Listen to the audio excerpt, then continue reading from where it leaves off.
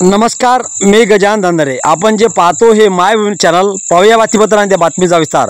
शेतकरी पुत्र मैदानात आपल्या मायबापांचा जीव कसा वाचेल याच अनुषंगाने तहसीलदार शेगाव यांना निवेदन। राज्यात झालेल्या अतिवृष्टी पावसामुळे शेतकऱ्यांचं फार मोठं नुकसान झालेलं आहे।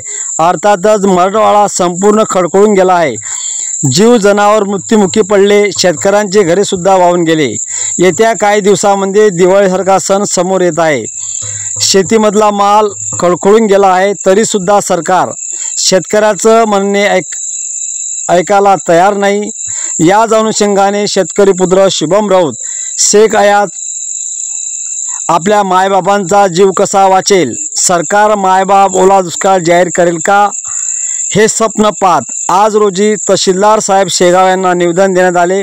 प्रमुख मागण्या: शेतकऱ्यांना सरसकट कर्जमुक्ती करा, कापूस सोयाबीन तुरीला दीडपट हमी भाव द्या, ओला दुष्काळ जाहीर करा, अशा प्रमुख मागण्या निवेदनातून देण्यात आलेल्या आहेत। मायभूमी न्यूजसाठी गजानन धंदरे, बुलढाणा। राज्यात झालेल्या अतिवृष्टीमुळे शेतकरी बेहाल झाला आहे। झोपलेल्या प्रशासनाला आणि मेलेल्या सरकारला जागा करण्यासाठी आम्ही शेतकरी पुत्र म्हणून मैदानात उतरणार आहोत। शेगाव तहसील कार्यालय या ठिकाणी तहसीलदार साहेबांना निवेदन दिलेलं आहे। आमच्या प्रमुख मागण्या आहेत: शेतकऱ्यांना सरसकट कर्जमाफी द्या, ओला दुष्काळ तात्काळ जाहीर करा आणि अतिवृष्टीमुळे झालेली नुकसान भरपाई विदाऊट पंचनामे करता डायरेक्ट सरसकट भरपाई द्या।